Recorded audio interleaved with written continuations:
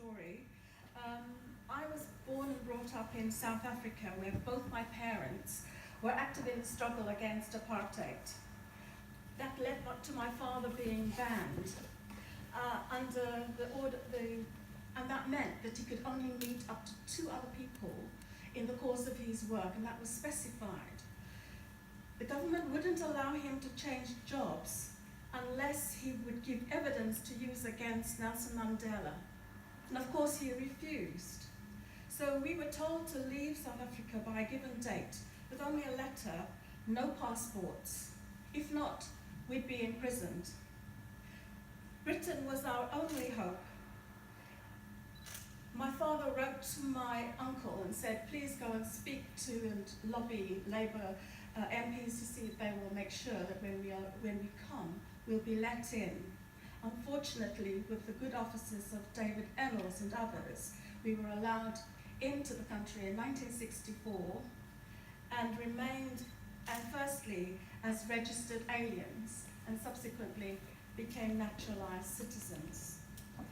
And that experience that happened when I was a teenager obviously struck a very powerful chord with me.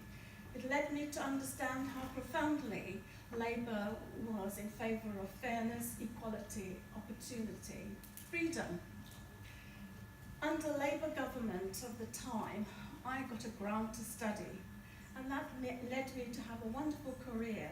I've lectured, as you heard from Charlotte, I've worked for a charity, I've worked on tribunals and in international development. None of that would have been possible if I had stayed in South Africa. So for me, Labour has always stood for the many and not the few. And these are the values that I share and that I've lived by. So I voted Labour all my life. But in 2014, I saw the rise of UKIP. And I thought, that's it. The Tories were so vicious in the austerity that they'd instituted. I had to do something, so I had to get out. I couldn't leave it to others to get a Labour government back in. And since I now live in Southampton, it's the place I've lived in longer than anywhere else in my life.